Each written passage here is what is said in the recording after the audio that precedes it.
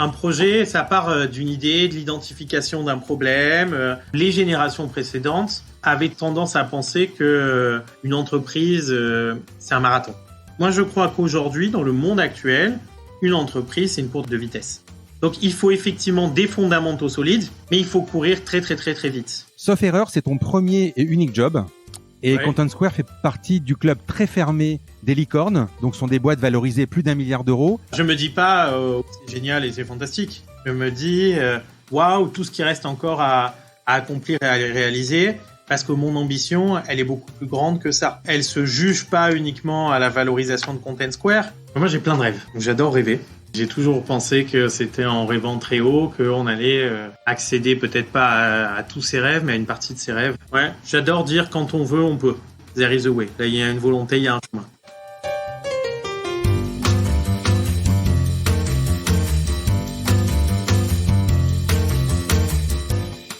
Vous écoutez La Combinaison, le podcast qui part à la rencontre de personnes exceptionnelles qui ont réussi dans leur domaine. Sommes-nous tous égaux face à la réussite ? Quel est le making-of, la combinaison d'éléments, de rencontres, de succès ou peut-être d'échecs qui ont porté des personnes ordinaires à devenir des entrepreneurs d'exception, des sportifs de haut niveau, des écrivains de renom ou des artistes qui rencontrent le succès ? Je suis Frédéric Azoulay, un passionné de podcast depuis plusieurs années et dirigeant d'une entreprise Papéo.fr, une imprimerie en ligne réactive pour les professionnels et les revendeurs. D'ailleurs, si vous écoutez cet épisode jusqu'à la fin, je vous offre un code promo pour commander sur notre site. Ces parcours de vie me passionnent, me fascinent et je me suis toujours demandé ce qui faisait la réussite d'une personne. Je sillonne la France pour tenter de répondre à ces questions en rencontrant ces personnalités incroyables. Tous les 9 jours, je vous retrouve et je vous partage ces conversations passionnantes qui, j'espère, vous inspireront autant que moi. Bonne écoute. Salut Jonathan. Salut Frédéric. Alors, je suis très content qu'on se parle. Nous sommes à distance. Alors, c'est quand même marrant que deux Marseillais doivent se parler, donc tu es à New York, doivent se parler par Internet. Je suis pas sûr que le bilan carbone soit... C'est pas aussi sympa qu'autour d'un bon Ricard de notre belle région natale, mais c'est aussi bien. Ça va aller. Et juste avant un match de foot. Ouais, je sais pas si c'est le meilleur moment de parler de foot non plus. Tu es le CEO de Content Square, une boîte ultra tech qui permet d'optimiser le parcours client, l'expérience utilisateur pour maximiser les ventes sur Internet. Sauf erreur, c'est ton premier et unique job. Et ouais. Content Square fait partie du club très fermé des licornes, donc ce sont des boîtes valorisées plus d'1 milliard d'euros. Je crois que vous êtes 9 ou 10, alors j'arrive pas trop à le savoir, mais je crois qu'il y a une 10e, Miracle, peut-être qui est arrivé il y a pas longtemps. Nous allons ensemble dérouler ton parcours, mais avant, est-ce que tu peux me dire quelques mots sur toi et comment tout a commencé ? Alors j'ai grandi à Marseille, je suis monté ensuite à Paris pour faire mes études. Il n'est pas vraiment destiné à monter cette société. Mon grand-père a créé il y a 70 ans une entreprise d'import-export de légumes secs. Légumes secs, c'est pois chiches, pois cassés, haricots secs, lentilles, riz. Mon père travaillait avec mon grand-père, mon frère travaillait avec mon père. Donc, j'aurais dû plutôt rejoindre le giron familial. Et j'adore les maths et les statistiques. Et dans le cadre de mes études en école de commerce, j'ai démarré sur un projet d'étudiant qui s'est transformé en projet de vie. Content Square est effectivement la seule et unique entreprise dans laquelle j'ai le plaisir de venir travailler chaque jour. Alors, tu disais, j'aurais dû rejoindre le giron familial. C'était une déception pour ton papa ? Non, je pense pas que ça soit une déception, d'autant plus que j'ai une proximité très forte avec... Ouais. Je parle de l'époque, évidemment, à l'époque. Hein. Bien que la distance, il n'y a eu aucune pression que ce soit à venir travailler dans cette société, que ce soit mon père ou ma famille m'a toujours encouragé à aller voler mes propres ailes vers les chemins qui m'attiraient. Content Square a été une super aventure entrepreneuriale dans laquelle j'apprends tous les jours. Peut-être qu'un jour dans ma vie, j'aurai également le plaisir de pouvoir collaborer encore plus prochement avec eux. Tu as fait quoi comme études ? Donc, j'ai fait l'ESSEC, qui est une école de commerce. J'y ai passé 4 ans. Et ce qui est super dans cette école, c'est qu'ils avaient un incubateur d'entreprise que j'ai intégré assez tôt, qui a permis de créer mes premières gammes d'entrepreneurs. juste avant ça, quand on dit je n'ai pas rejoint le giron familial, ça signifie que tu étais parti à l'ESSEC avec cette idée peut-être de rejoindre ou pas de pas rejoindre, ou c'était programmé pour faire complètement autre chose? Moi, Ou c'est une comme je te le voilà. disais, j'adorais les maths et les stats. Ça aurait pu être du trading, ça aurait pu être de l'entrepreneuriat familial. Mais il se trouve que le fait d'avoir, à mon avis, baigné dans ce monde d'entrepreneurs depuis le plus jeune âge est peut-être une des raisons pour lesquelles je suis parti sur ce projet de création d'entreprise. Ce parcours-là, rencontrer des gens extraordinaires avec qui j'ai continué à développer cette superbe aventure. J'ai lu également que déjà à l'époque, tu étais un peu, tu avais cette culture de la gagne. En fait, tu avais toujours cette compétition. C'est vrai. Je l'ai toujours, je te rassure. Déjà, j'adore faire du sport. J'ai souvent grandi j'ai 2 grands frères qui ont une dizaine d'années de plus que moi, donc j'ai souvent joué avec eux. Je ne sais pas si ça vient de mon éducation, si ça vient de mes frères, mais c'est vrai que j'ai une culture de la gagne, elle est assez forte dans tout ce que je fais, dans tous les jeux auxquels je participe. Même si tu joues au Monopoly avec tes gosses, alors je sais pas quel âge ils ont, mais c'est un défi à chaque fois. Ouais, mais même dans les jeux avec eux, effectivement. On joue pas encore au Monopoly parce qu'ils sont un peu plus petits. L'un a 3 ans et l'autre a 6 ans. Ouais. Mais effectivement, j'ai ça en moi. Et puis je t'avoue, je sais même pas si on joue encore au Monopoly. À mon âge, oui, à l'époque, mais je sais pas si ça se joue toujours. C'est peut-être aujourd'hui plus que des PlayStation et des iPhones. On joue aux échecs, en tout cas, toujours. J'ai un fils qui adore les échecs. C'est très bien. Quel genre d'éducation tu as reçu? Je dirais que dans mon éducation, on m'a toujours poussé vers l'excellence, avec beaucoup de travail. J'ai une maman qui m'a beaucoup poussé à me dépasser, à aller vers la perfection, à aller vers à essayer d'être dans le meilleur dans tout ce que je faisais, et particulièrement dans mes études. J'ai une famille qui est une grande famille, donc j'avais le plaisir de pouvoir aussi partager énormément avec beaucoup de monde autour de moi. J'ai une super éducation, je dirais. Et on se rend compte en grandissant, j'en profite pour en remercier mes parents qui m'ont permis d'être aussi là où j'en suis, mais j'y repense avec beaucoup de sourire et beaucoup de joie. Mais quand tu ramenais une mauvaise note, tu ne ramenais pas de mauvaise note, ou quand tu ramenais une, on te disait quoi? Faut que tu fasses mieux. On me demandait souvent c'était quoi la note de la personne derrière moi pour pousser à me dépasser. Et je ramenais pas souvent des mauvaises notes, ça m'arrivait comme mais on poussait à essayer d'être le meilleur. Ouais. J'adorais ça, donc ça rentre effectivement aussi un peu dans cette culture de la gagne, qu'elle soit à l'école, dans le sport ou dans l'entreprise. Quel lycée ou quel collège? Alors là, c'est les Marseillais qui parlent. Ouais, j'étais au collège Monticelli et au lycée Perrier. Ouais. Et j'ai fait une prépa HEC à Thiers et ensuite à IPSUP. D'accord. Bah écoute, mes enfants ont fait pareil, sauf Thiers. Alors, quel âge ont tes enfants, Frédéric? C'est des jumeaux. Ils ont 22 ans. Top. J'en ai un qui a Epitech et l'autre qui bosse avec son beau-père. Et voilà. Et puis la Epitech, avec le truc, je sais même pas s'il va terminer ses études parce qu'il veut monter sa start-up, évidemment. Donc, on verra bien. C'est une super école d'informatique et qui permet d'être directement imbibé, parfois même dans le monde de l'entreprise. On les pousse à développer, je crois, dans ce qu'ils appellent une piscine. Ouais, c'est ça. Pas mal de gens d'Epitech qui ont pu rejoindre Content Square. Ah oui, c'est vraiment lâché. C'est lâché complètement. Ouais, c'est ça, ouais. Donc, ESSEC, tu me parlais d'incubateur tout à l'heure. Donc, tu es en quelle année? Ça te vient quand, cette idée? Alors, est-ce que l'idée de base, c'est pas Content Square d'ailleurs, hein? L'idée de base, c'était quoi? Alors, la première idée qui a germé consistait à mesurer l'efficacité des campagnes publicitaires. Et notamment les bannières. À ce moment-là, Internet était en train de bien grandir. Il y avait des bannières partout. Personne cliquait dessus. Pour autant, ça ne voulait pas dire que les gens ne l'avaient pas vu, comprise, mémorisé. Donc, mon projet de départ consistait à essayer de mesurer l'efficacité de ces bannières, leur engagement, leur visibilité, la mémorisation que ces campagnes pouvaient créer chez les gens. Et je me suis assez vite rendu compte que même si la publicité est géniale, mais que le site web est pas bon, les gens s'en vont. Donc, j'ai voulu comprendre, passer entre la campagne publicitaire et la caisse enregistreuse, le tunnel d'achat du site web. Et c'est comme ça qu'est arrivée une technologie d'analyse du parcours client, de la manière dont les gens naviguent, dont ils se comportent sur le online. Et à l'époque, c'était pas du tout un marché ni un sujet. Démarré en 2012. Pendant longtemps, le meilleur moyen d'améliorer les ventes, c'était l'acquisition, faire venir des gens sur le site web ou le magasin. On voit ça avec Google et son moteur de recherche, Criteo et ses bannières, Salesforce avec son CRM. Mais aujourd'hui, les coûts d'acquisition ont beaucoup augmenté. Ça coûte cher de faire venir quelqu'un. Le trafic est désormais sur mobile, entre 70 et 80%.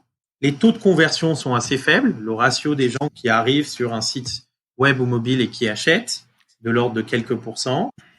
Et Amazon représente autour de 50% des ventes en ligne, aux États-Unis. Donc, le sujet d'amélioration... Avec du marché total, en plus, du marché total. Ouais. Le sujet d'amélioration de l'expérience client, du parcours, des contenus, de ce qui se passe une fois qu'ils arrivent sur le site web, ça devient hyper stratégique. Et si on compare, pour avoir une compréhension de ce que fait Content Square un peu plus facile, si on compare un magasin physique, dans un magasin physique, on sait qui rentre, on sait qui sort, on sait ce qu'ils achètent. Alors, on a peut-être un peu de mal à savoir ce qu'ils font dans le magasin, mais on peut voir et sentir. Dans le online, on est plutôt aveugle. Et c'est là que Content Square intervient grâce à une technologie qui suit le mouvement de la souris sur les interfaces mobiles, c'est les touch, les swipes, les zooms, toutes les interactions utilisateurs, pour pouvoir comprendre quels sont les parcours à améliorer, quels sont les compétences,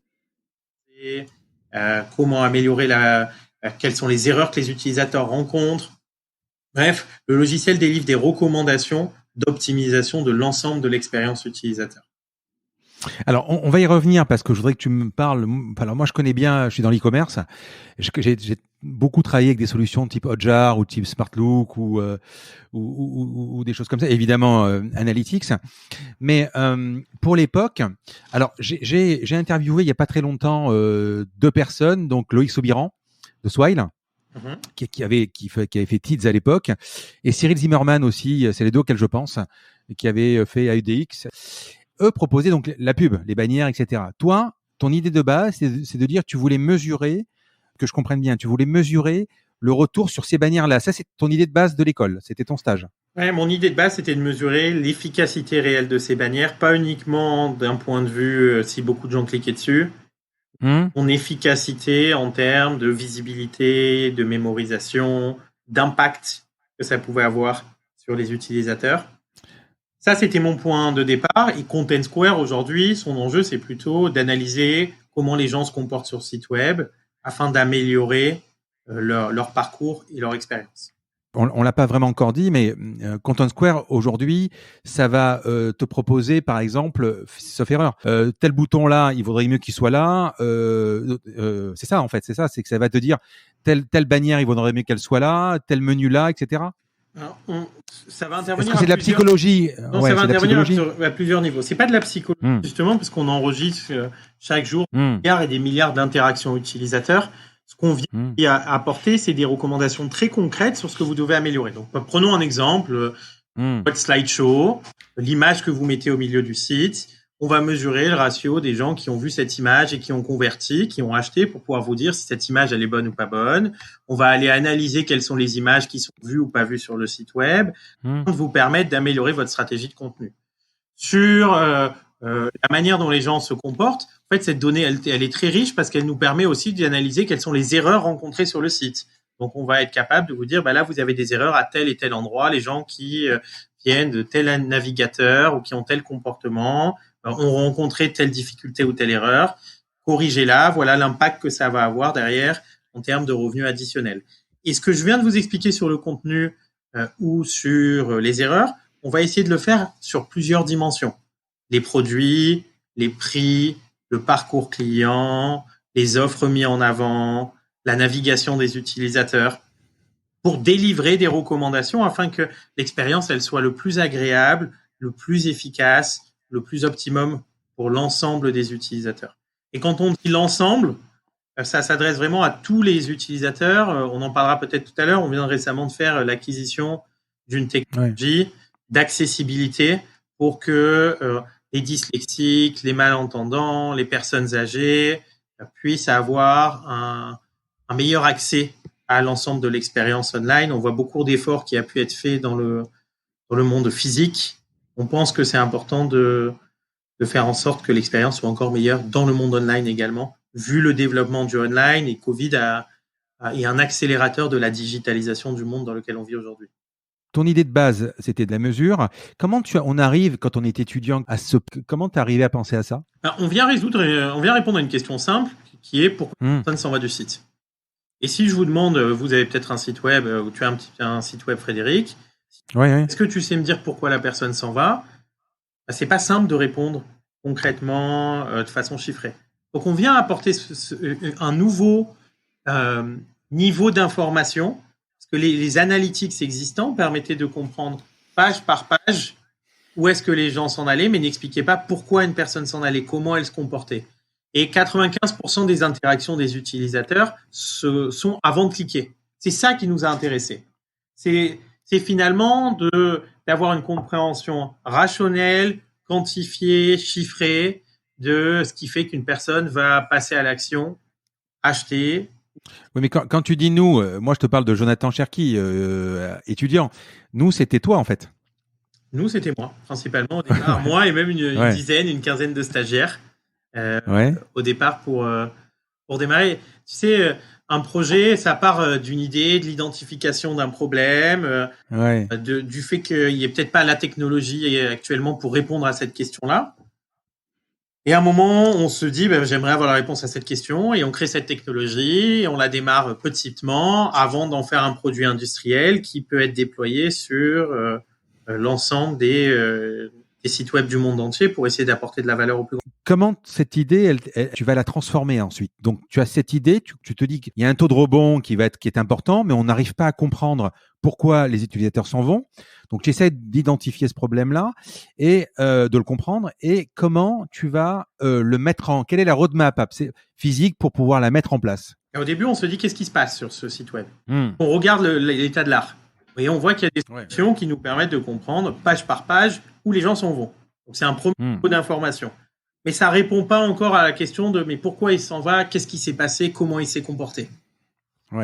Et pour répondre à cette question, on se dit qu'il faut collecter un nouveau type de données.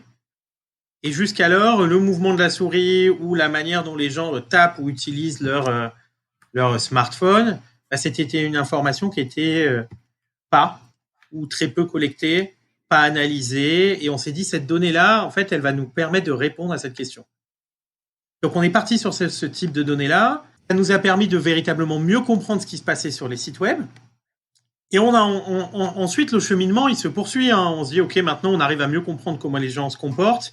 Mais est-ce que 3% des gens qui cliquent sur un slideshow, est-ce que c'est bien ou est-ce que c'est pas bien? Quand on est un site e-commerce, on ne sait pas vraiment. Et aujourd'hui, comme Content Square est installé sur plusieurs centaines de sites dans différentes industries, on arrive à avoir un comparable et un benchmark pour pouvoir se dire est-ce que ça c'est normal ou pas normal. Et puis on essaye toujours d'aller plus loin dans cette compréhension. Et on se dit que finalement cette donnée-là, est-ce qu'elle est suffisante? Peut-être que la personne ne va pas acheter, pas uniquement parce qu'elle a eu un mauvais parcours ou parce que le contenu n'est pas le bon, mais peut-être parce qu'elle a trouvé un produit à un meilleur prix ailleurs. Et cette donnée, on l'analysait pas. Et donc, dans ce cadre-là, on se dit, ça serait bien de pouvoir analyser cette donnée. Ça a fait l'objet d'une de nos premières acquisitions, d'une autre société, pour pouvoir venir enrichir la solution. Donc, on est vraiment toujours dans la recherche de la compréhension la plus précise possible de pourquoi une personne va avoir un tel ou tel comportement, comment venir apporter et améliorer son expérience de navigation, toujours dans le respect de la vie privée. On ne connaît jamais l'identité de l'utilisateur, toutes les données sont parfaitement anonymes. Et c'est un des piliers de Content Square parce qu'on pense que la société dans laquelle on vit aujourd'hui, le respect de la vie privée, c'est pas une case à cocher, c'est un essentiel pour l'ensemble des utilisateurs qui naviguent online ou en magasin physique. Et quand tu as identifié donc le problème, par exemple sur iOS, sur Android ou sur Mac ou PC, tu avais déjà des possibilités pour aller faire des cartes de chaleur ou des mouvements de souris. Il y avait déjà tu as dû développer tout ça. Il y avait des gens spécialisés sur ça que tu as pu embaucher ou comment tu finances, comment? Ouais. Alors, on s'est financé de 2012 à 2016, au départ par quelques business angels. Forsoft, on avait levé auprès d'eux autour de 400 000 euros. Donc ça a permis d'amorcer la machine. On est entouré de développeurs, d'équipes qui ont été aidés à creuser ce besoin, à ensuite créer un produit. Parce que c'est bien beau d'avoir une super idée. Ensuite, faut-il avoir un produit qui plaise au marché, un produit qui puisse s'industrialiser. Et effectivement, il y avait déjà des premières solutions. Il y en avait très peu à l'époque. C'était encore une fois pas véritablement un marché, une préoccupation pour les e-commerçants. L'enjeu était principalement sur l'acquisition. Et on a voulu aller plus loin en se disant qu'est-ce qui fait véritablement de la valeur ? Parce que une carte de chaleur ou un mouvement de souris, c'est pas véritablement actionnable. Comment on fait pour que, en un clic, un e-commerçant sache qu'il doit venir améliorer? Et pour ce faire, on a énormément travaillé sur l'analyse des zones du site, la comparaison, l'alerting, tout un tas d'éléments ou de fonctionnalités qui permettent de rendre ce problème complexe simple. De l'implémentation de la solution, à l'accès à la donnée, à la mesure, à l'optimisation, on a essayé de travailler sur l'ensemble de ces process pour pouvoir les automatiser, les industrialiser et tout de suite de donner de la valeur. À titre personnel, j'ai toujours pensé que le meilleur moyen d'améliorer une entreprise, c'est d'améliorer les gens qui y travaillent. Si chaque personne est capable, en un clic, de mieux mesurer l'efficacité de son activité, on va venir améliorer leur productivité, on va venir améliorer la manière dont ils bossent, on va venir améliorer l'efficacité de l'entreprise et, in fine, l'expérience qui est proposée aujourd'hui à des millions, à des milliards d'utilisateurs online. Et quand tu es... Donc, Content Square, tu parles de 2012, le financement, mais tu l'as monté en 2009, c'est ça? Alors, Content Square, ça a démarré véritablement en 2012. Les quelques premières années, j'avais travaillé plutôt sur ce premier projet d'entreprise autour de la mesure de l'efficacité des publicités. Donc, Content Square a démarré en 2012 et 2012-2016, on s'est vraiment concentré à développer un produit industrialisable qui puisse générer le maximum de valeur possible pour ce qu'on voyait être un futur très grand marché. Tu n'as pas de cofondateur, tu es seul. Oui. Et pour autant, j'ai eu le plaisir de m'entourer de gens très, très bons qui ont rejoint tôt l'entreprise et ainsi de suite et qui sont associés aujourd'hui à Content Square. Et ils ont démarré tout seul au départ. Tu sens donc en cette période 2009-2012, donc tu sens que tu tiens un carton à un moment quand ton idée se précise. Tu sens que ça peut le faire. En tout cas, je sens qu'il y a de la valeur à aller en tirer. J'ai pas de prétention à dire que je savais déjà ce qui allait s'y passer parce que la réalité des choses, c'est que vous pouvez avoir une équipe fantastique, vous pouvez avoir un super produit, vous pouvez avoir un plutôt bon marché. Une des raisons qui explique souvent le développement ou le décollage d'entreprise, c'est le timing. En fait, on a eu un super timing et ça, on le maîtrise pas. Ça dépend pas véritablement de nous. On peut le sentir, on peut essayer d'être prêt au bon moment, mais on est arrivé sur une vague d'un marché qui s'est mis à grandir avec un produit qui était solide, prêt à être déployé dans un bon nombre de pays quand ce marché a mûri. Et ça, c'était autour de 2016. Et pourquoi New York ? Alors parce que le marché américain était à ce moment-là le plus grand des marchés en termes de e-commerce. Et que si l'ambition, c'était d'être le numéro 1 dans notre marché, il fallait être aussi le numéro 1 dans le plus grand des marchés. Et pour ça, quand on a considéré que le produit est suffisamment bon, prêt à s'adapter et à se déployer dans d'autres pays, on a décidé à ce moment-là de lever de l'argent. On a fait une première levée de fonds fin 2016 auprès d'Acteurs d'Europe, autour de 20 millions de dollars. Et je suis parti début 2017 lancer nos activités américaines. D'accord. Oui, que San Francisco, parce que c'était à 6 heures de Paris en termes de décalage horaire, donc c'était plus facilement gérable, et que bon nombre de nos clients étaient plus, de nos potentiels clients, plus en East Coast, à New York, que à San Francisco. Que je comprenne bien également, c'est pas de la simple observation. Donc, tu vas faire des recos pour dire X ou Y, parce que les services que moi j'ai utilisés type Hotjar, c'est beaucoup de l'observation en fait. Hein. C'est ça, il me semble. Il y a très peu de ou pas. Peut-être AB Testy, peut-être fait ce genre de choses, non? Alors nous, on fait pas de l'A/B testing. Hein. On fait vraiment de l'analytics et on analyse l'expérience utilisateur. La différence par rapport à des solutions que tu cites, c'est qu'on enregistre l'ensemble des comportements de 100% des utilisateurs sur le site. On vient agréger ensuite ces données-là pour pouvoir attribuer de la conversion à chacune des zones, attribuer le revenu sur chacune des zones et vous dire, regardez, cette zone-là, elle vous rapporte plus d'argent que telle autre zone. Ces visuels sont peu vus, mais c'est de façon très quantitative. Là où peut-être que l'approche des produits que tu décris, elle est plus ponctuelle et qualitative. Nos clients l'utilisent de façon récurrente sur le pilotage de l'optimisation de l'ensemble de leurs services marketing.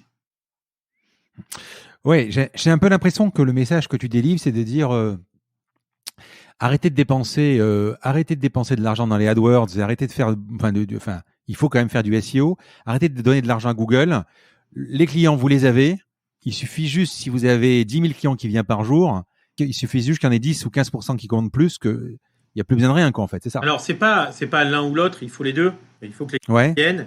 Mais sur 100 personnes, on va dire que les taux de conversion aujourd'hui avoisinent les 2, 3, 4%. C'est beaucoup déjà, ouais. Capable, il y en a peut-être 95, 87 qui n'achètent pas. Nous, on va faire en sorte que sur ces gens-là, il y en ait plus qui convertissent. Et pour ça, on va avoir une approche très rationnelle, très quantitative, pour comprendre quelles ont été les difficultés qu'ils ont pu rencontrer ou qu'est-ce qu'on peut venir améliorer pour faire en sorte que leur expérience soit meilleure ou qu'ils achètent plus. Tu as fait un amorçage de 400 000 € en 2012. Ensuite, tu as fait en 2017 20 millions, puis 42 millions en 2018, en 2019 60 millions, et tout récemment, en pleine crise du Covid, une série D de 190 millions. C'est allé super vite. Chaque levée de fonds, c'est une étape ou vous cramez énormément?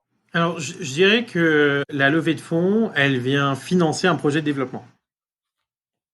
Quand je suis parti aux États-Unis, l'enjeu, c'était de lancer nos activités sur le marché américain. Donc, on a un temps pour ça. Et souvent, je recommande aux entrepreneurs qui croient en leur projet, qui identifient un réel marché, de prendre un maximum de risques et d'investir pleinement pour se donner toutes les chances de réussite. Notamment dans les nouvelles technologies, notamment dans le monde de la data, parce que ça va super vite. Il y a peut-être la génération précédente ou les générations précédentes avaient tendance à penser que une entreprise, c'est un marathon. Moi, je crois qu'aujourd'hui, dans le monde actuel, une entreprise, c'est une course de vitesse. Donc, il faut effectivement des fondamentaux solides, mais il faut courir très, très, très, très vite. Parce que, vu l'enjeu concurrentiel, vu le fait qu'il n'y a plus de barrières géographiques, vu l'accélération de la maturité des marchés, si on aspire à apporter un réel changement dans son marché, il faut aller très, très vite.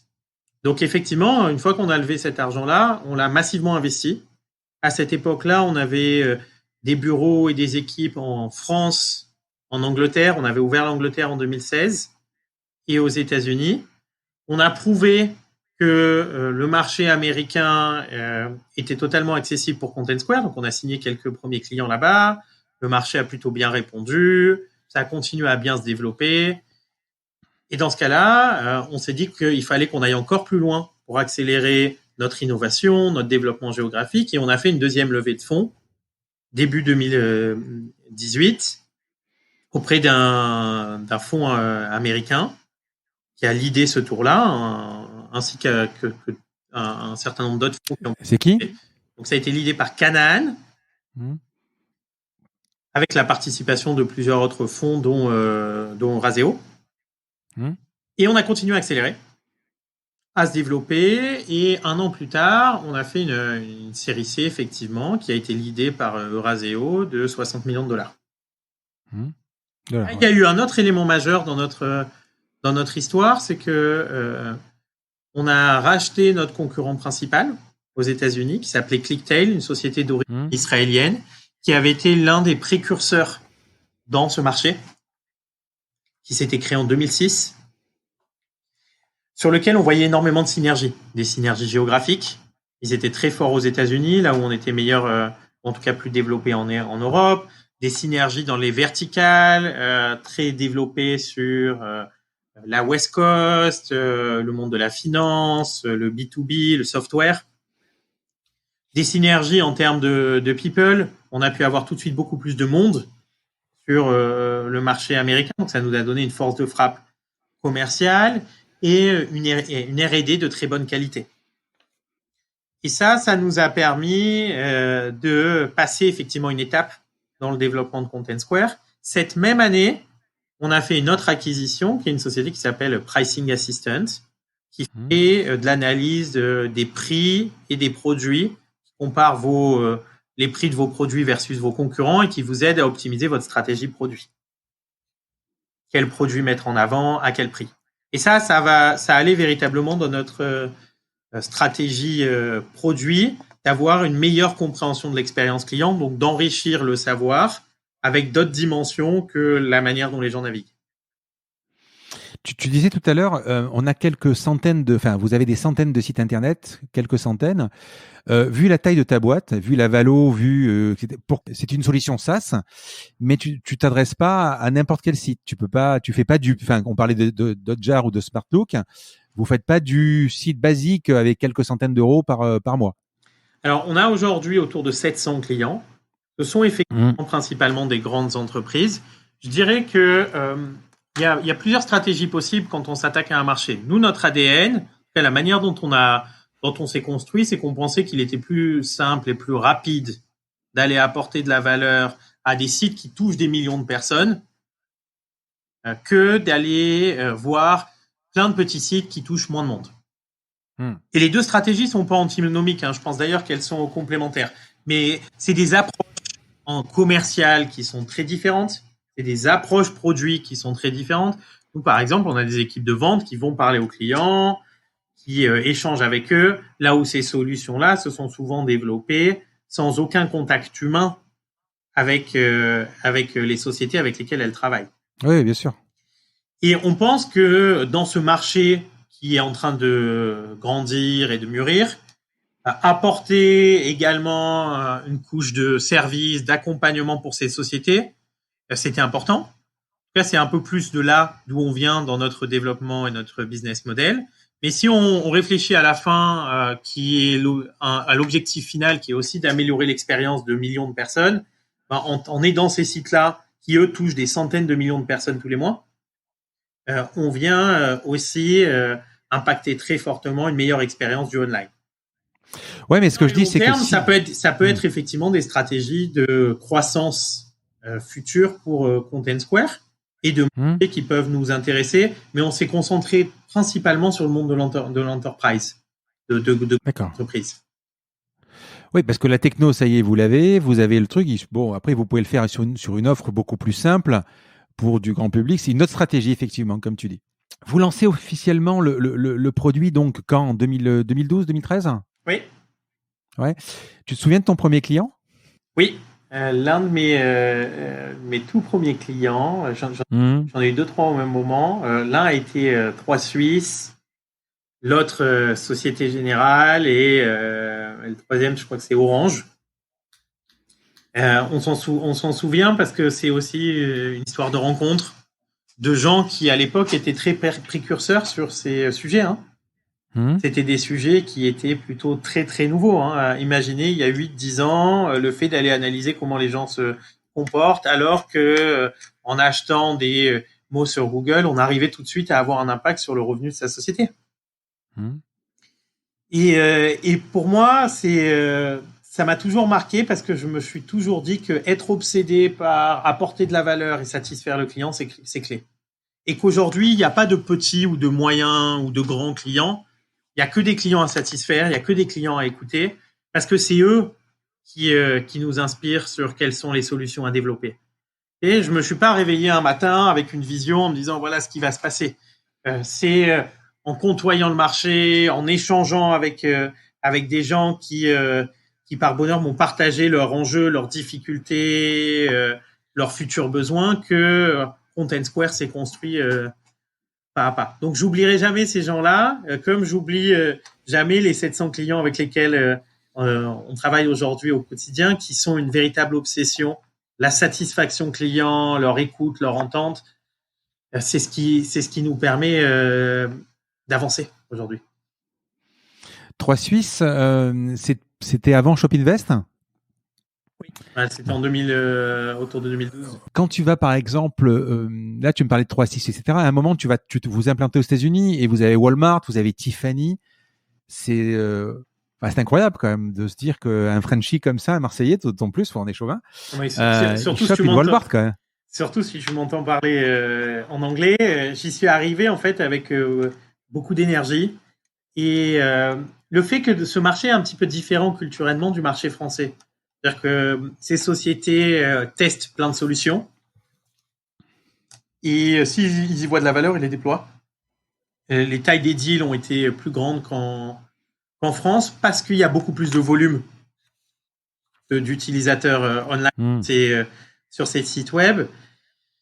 Et ça a été une super chance de pouvoir travailler avec eux parce qu'ils ont amorcé notre décollage et notre développement aux États-Unis. Et ça a été c'est une super histoire et c'est des gens avec lesquels on continue à travailler, à se développer et qui ont été très emblématiques dans notre aventure. Alors, je t'ai entendu tout à l'heure parler Alors, je sais pas si d'abord toi et moi on a un accent marseillais. Peut-être que ceux qui vont écouter vont se dire tiens, c'est les Marseillais. Moi, ils remontent quand je m'énerve.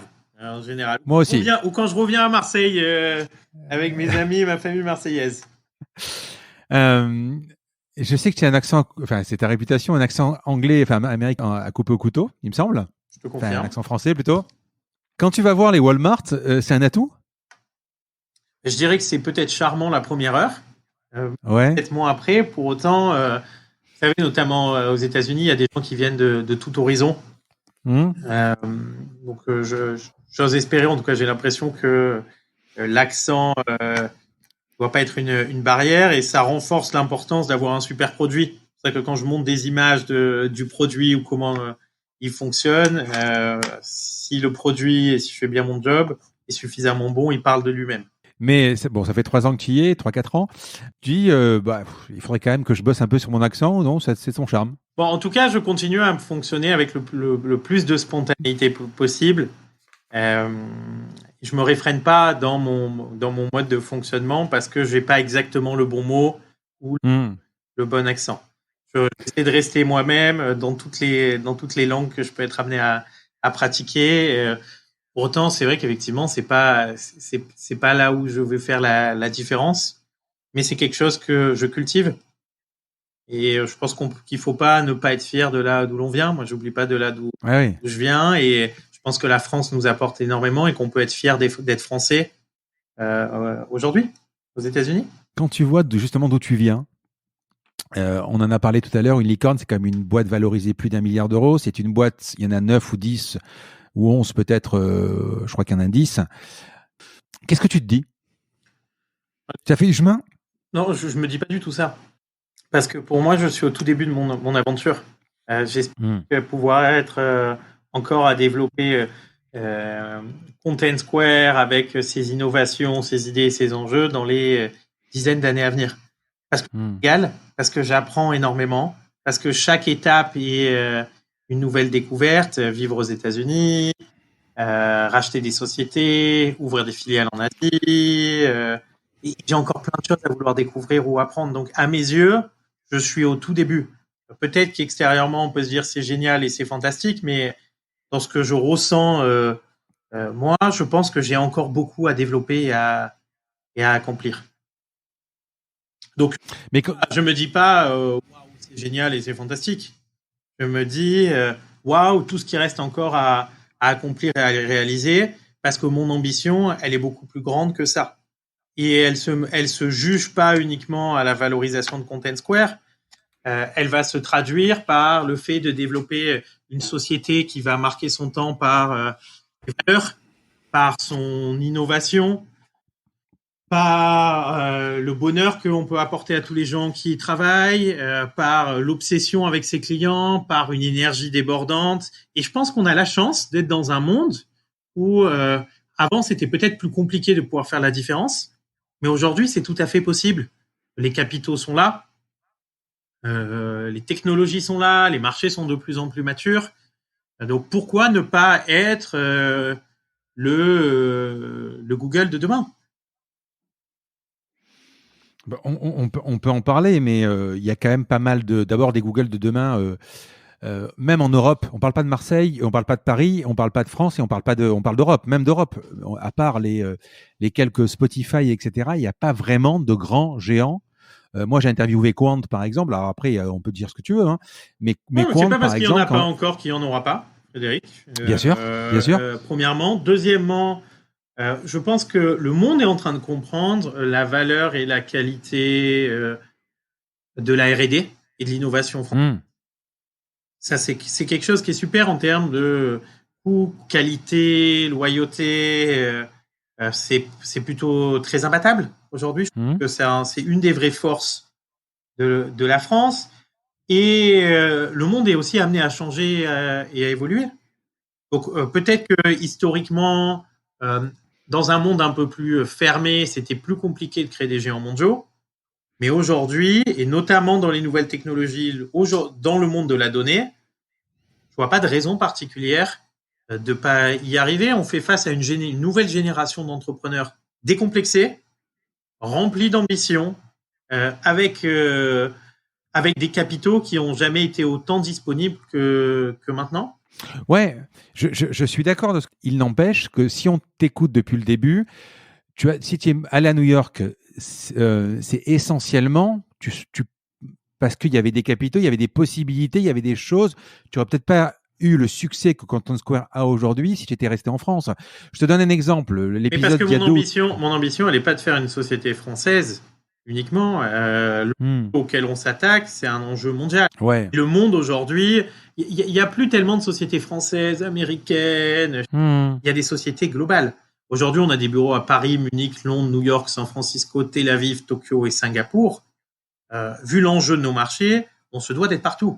On se doit de continuer à innover, de continuer à investir, parce que le sujet sur lequel on s'attaque est large.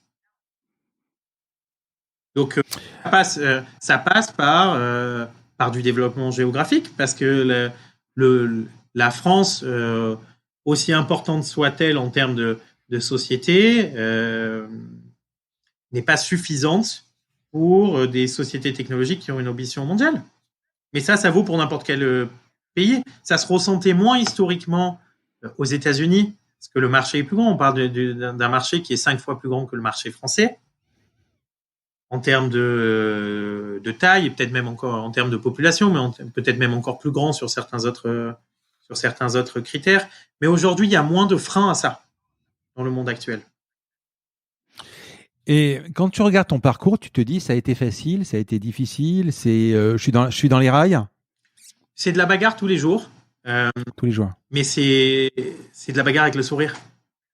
Moi, quand je démarre ma journée, je suis hyper excité, je suis hyper content de tout ce qu'on va avoir à faire, à accomplir. Est-ce que je finis un certain nombre de journées en me disant oh là là, c'est difficile ou c'est compliqué? Oui, certainement, comme tout le monde, mais pas plus ou pas moins que d'autres. Mais j'adore mon job.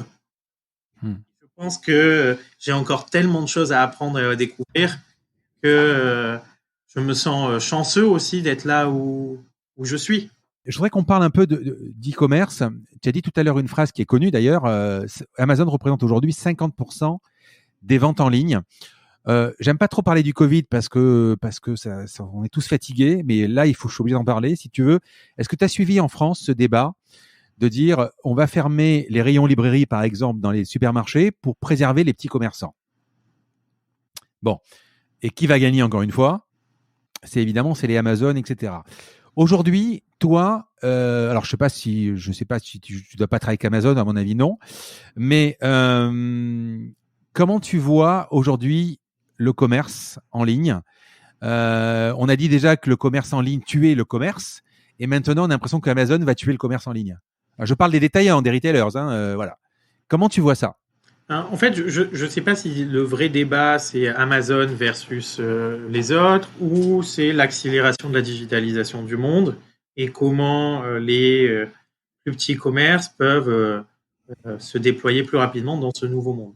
Covid a été un accélérateur de la consommation des parcours digitaux pour un bon nombre, pour tout le monde. Et quelque part, ils n'ont pas eu le choix. Tous les magasins ont dû fermer, les gens sont restés chez eux. Donc ça a amené des nouveaux segments qui n'existaient pas. Exemple, mes parents se sont mis à consommer en ligne et à faire leurs courses en ligne ou voir des vidéos sur des services de vidéo online. Et malgré le fait qu'il y ait eu pendant un certain moment un déconfinement et un retour à la réouverture des magasins, ils ont continué aussi à de plus en plus consommer ces services-là. Ça amène une accélération de la prise de conscience de l'importance du monde digital. Avant Covid, le monde digital, ça représentait 15% du business total.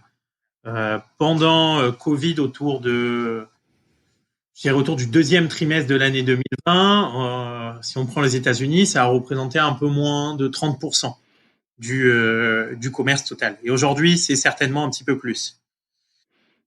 Ce qu'on voit aujourd'hui en termes de tendance de fond, c'est que malgré les changements ou les réouvertures, ça n'a pas véritablement fait baisser la consommation online.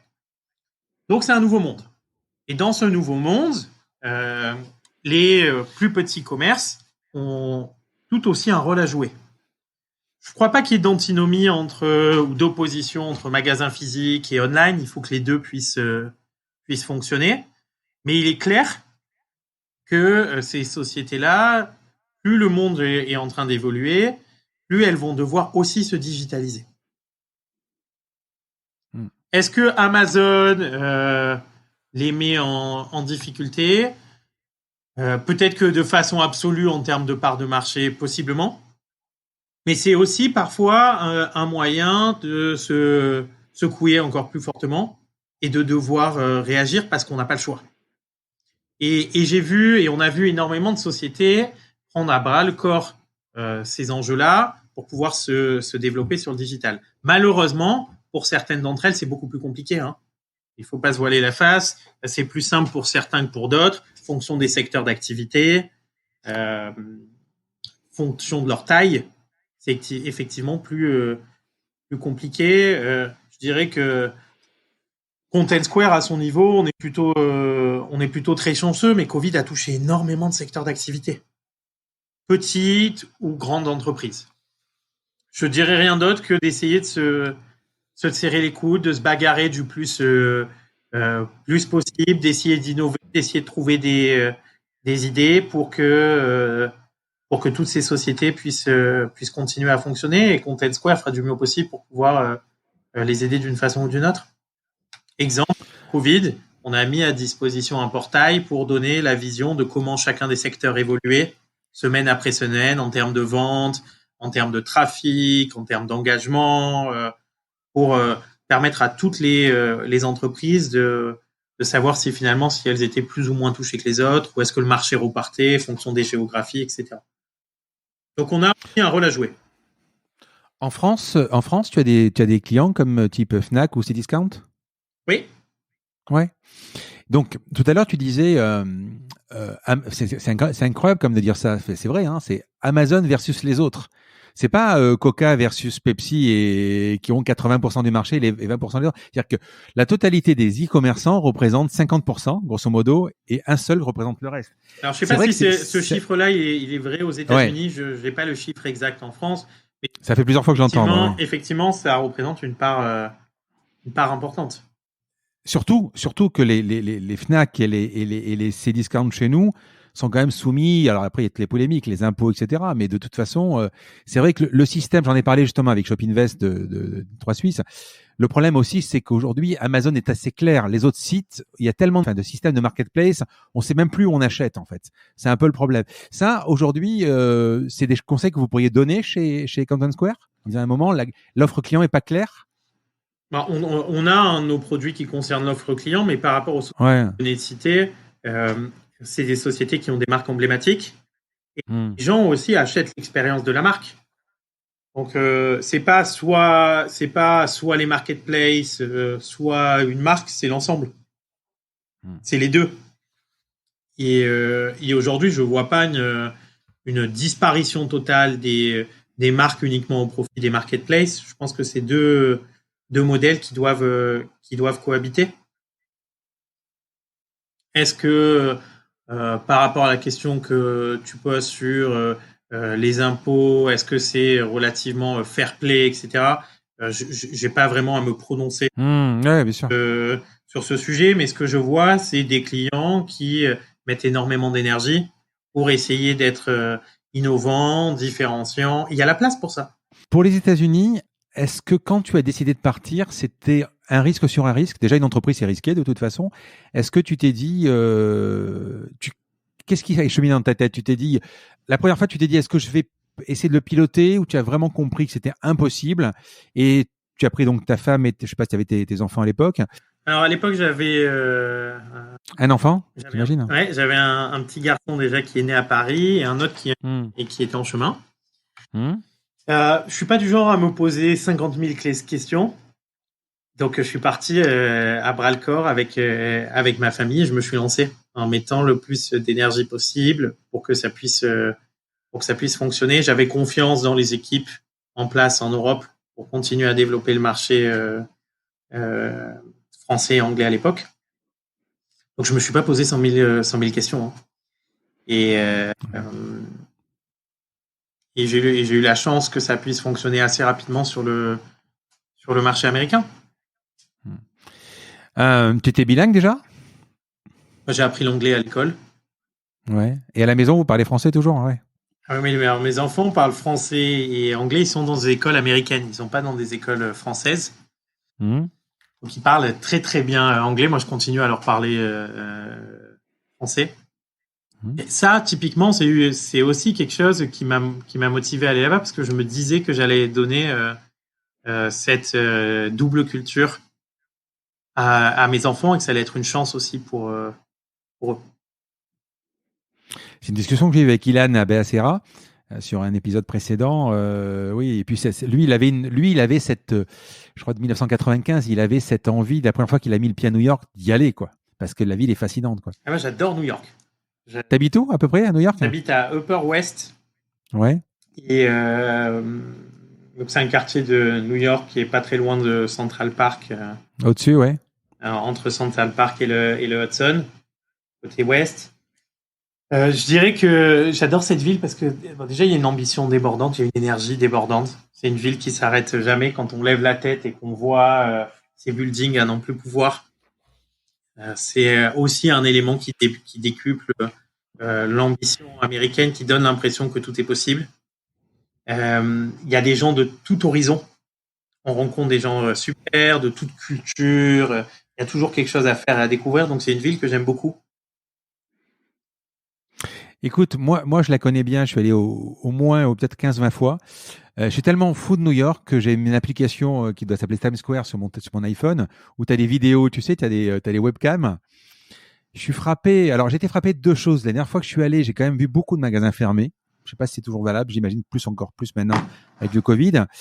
Et puis, franchement, quand tu vois Times Square en webcam, enfin, New York, pour ceux qui connaissent pas, c'est Broadway ou c'est même n'importe quel moment de la journée. J'ai l'impression que tu fais la queue tout le temps. Quoi. Ouais, ça frétille de monde. T'as pas un mètre pour marcher, quoi. Tout le monde, on dirait que c'est toujours dans la queue, quoi. Et franchement, là, c'est moins le cas. C'est le moins le cas effectivement en ce moment avec relatif au Covid, mais ça reste. En tout cas, moi qui suis dans cette ville au quotidien, une ville qui a une super énergie. On va passer aux questions perso parce que tu as peu de temps. Je te remercie déjà du temps que tu passes avec moi. Est-ce que tu peux me donner 2 ou 3 étapes de ta vie professionnelle qui t'ont marqué? C'est une bonne question. J'en ai plein de bonnes, tu vas voir.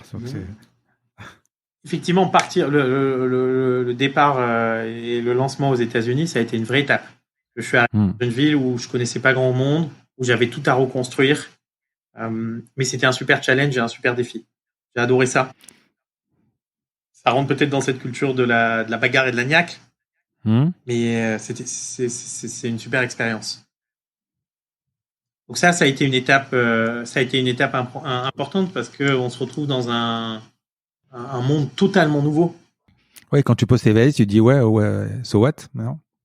Mais j'ai eu aussi la chance d'avoir j'ai une femme extraordinaire, une super famille autour de moi, qui m'a soutenu dans cette aventure et quand je rentre le soir à la maison, ça me redonne aussi un max d'énergie pour les conquêtes à venir. Justement, quand pour aller si vite ou si haut, est-ce qu'il faut être plutôt rêveur ou plutôt avoir les pieds sur terre? Moi, j'ai plein de rêves. Donc, j'adore rêver. Et j'ai toujours pensé que c'était en rêvant très haut qu'on allait aussi parfois accéder peut-être pas à tous ses rêves, mais à une partie de ses rêves. Je crois beaucoup aux prophéties autoréalisatrices. Mais effectivement, pour ça, il faut aussi avoir un plan, il faut aussi avoir une stratégie, il faut aussi avoir des gens avec soi pour pouvoir la réaliser et l'accomplir. Et il faut avoir des rêves. Moi, j'en ai plein des rêves encore. Hein. Il y en a un qui consistera peut-être un jour à revenir à Marseille, encore plus près du club de mon cœur. Et j'ai entendu ça, ouais. Racheter l'OM. Attends, ça va être facile, ça va pas être très cher. Hein. Donc... Ouais, l'avenir nous dira, mais j'ai grandi au stade Vélodrome où j'ai passé une dizaine d'années à supporter ce club. Avec tes frères? Dans le foot. Ouais, avec mes frères. Ça te manque, ça? Ouais, je continue à suivre le foot. Marseille aussi, ouais. Ouais, Marseille, et puis j'adore le foot en général, donc pas mal d'autres équipes, et je continue à jouer au foot ici à New York. Il y a une bonne bande de Français de tout horizon qui jouent pas mal au foot. Quand tu parles de rêve, justement, de trajectoire, est-ce que tu peux arriver un matin et avec une idée et dire on suit pas on l'applique direct. Donc tu monopolises une équipe, tu fais quelque chose, ou tu suis ta trajectoire tranquillement et tu déroges pas? Alors tranquillement non. Et la trajectoire, elle est amenée tout le temps à changer. Elle change pas uniquement parce que je la décide, elle est nourrie de tous les collaborateurs, les investisseurs, les gens avec lesquels on échange. Mais effectivement, quand on a un but, on essaie de se bagarrer et de l'atteindre. Combien vous êtes aujourd'hui chez Content Square? On est 700. 700, c'est toujours une start-up? Oui. Ouais, dans l'agilité, dans... Que ça va le rester dans notre manière de fonctionner, de communiquer, proximité. C'est un peu plus compliqué la proximité actuellement, mais par ailleurs, je pense que l'esprit startup est toujours là et j'espère qu'il va le rester le plus longtemps possible au sein de Content Square. Est-ce que tu bosses comme un malade ou tu prends le temps de vivre? Tu rentres le soir, tu travailles, tu dînes, tu es avec tes enfants, tu travailles après ou Ouais, j'arrive en général, je rentre autour de 6h30, 7h du soir à la maison. Ça me permet de passer un petit peu de temps avec mes enfants avant de les coucher. J'essaye de couper le soir et de passer un max de temps avec ma famille le week-end. La famille est un truc hyper important dans ma vie, que ce soit ma famille directe ou plus élargie. Et ils méritent aussi de m'avoir avec le plus d'énergie, le plus de sourire possible. Donc quand je franchis le palier de la porte, je mets le même niveau d'énergie que celui que je peux avoir quand j'arrive au travail. Et j'adore j'adore la famille. Je pense que ça, en tout cas pour moi, c'est un des moteurs de ma vie aussi professionnelle. Et le week-end, tu coupes? Couper, ça veut dire email et tout? Bon, j'arrive plutôt bien à couper le week-end, ça va. D'accord. Mais je travaille beaucoup, oui. C'était ta question. Et tu dors le matin, tu arrives à quelle heure? Je démarre entre 7h30 et 8h. Donc, tu te fais tes 11 heures. Tu manges à la française ou tu manges à l'américaine à 6h30? Je mange un peu plus à la française, un peu plus à l'américaine qu'avant, parce que je mange plutôt vers 8h du soir, là où en France, je dînais plutôt vers 9h, 9h30 du soir. Et moi, quand j'ai fait, par exemple, des études à Londres, ils mangeaient à 6h30 et je rentrais et je leur demandais qu'ils me préparent le truc. Je peux pas manger à 6h30, c'est pas possible, mais c'est comme ça, c'est nous. Et on n'est pas espagnol. Ouais. Est-ce que tu penses que tu as réussi? Non. Non, parce qu'il me reste beaucoup de choses à accomplir. Donc l'ambition, pas de limite. Elle a des limites, mais en tout cas, dans mon esprit, il y a encore beaucoup d'étapes à aller franchir et découvrir. J'ai pas du tout fini. Mais est-ce que tu penses que quelqu'un comme toi qui a quelques années. Est-ce que tu penses quelqu'un comme toi qui a la culture de la gagne, qui ne s'arrête jamais, est-ce que tu penses à un moment tu vas t'asseoir sur ton canapé avec un verre à la main et te dire putain j'ai accompli quoi, j'ai délivré?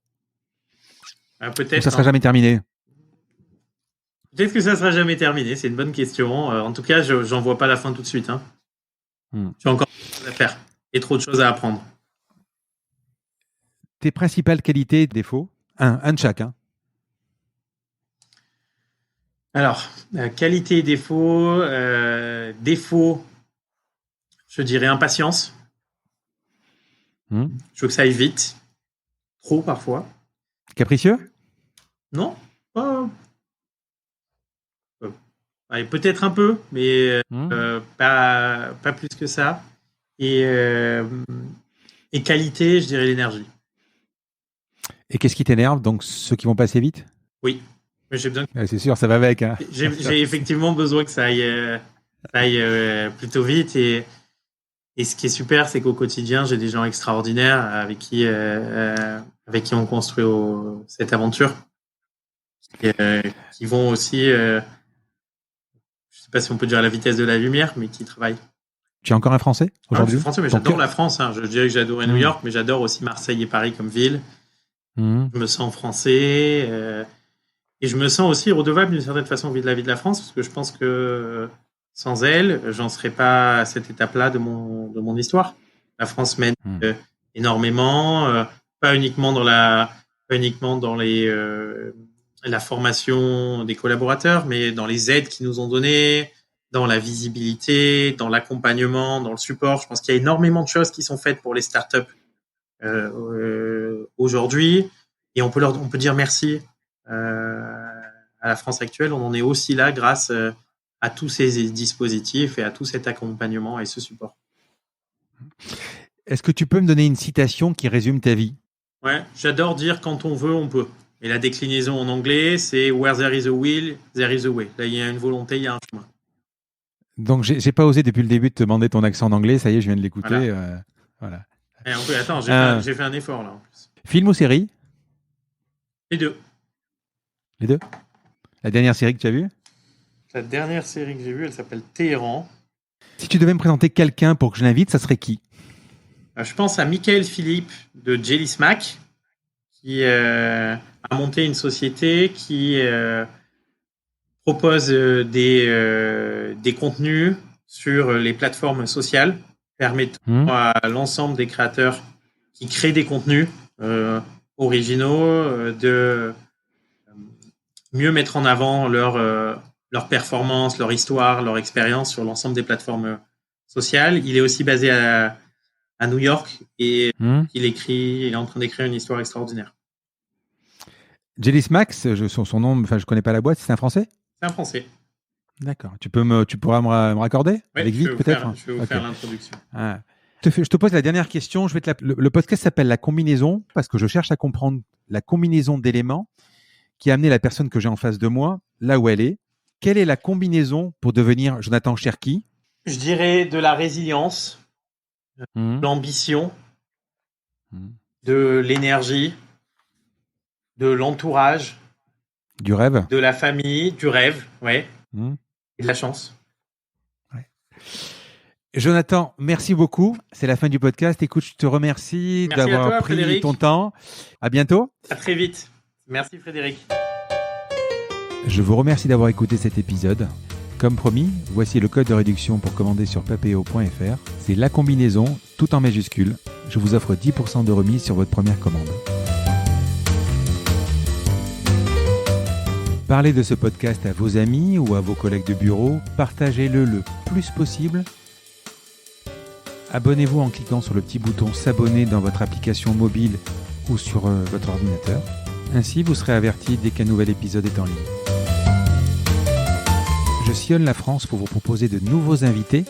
C'est vraiment beaucoup de travail. Ce n'est pas mon métier, vous l'avez peut-être compris.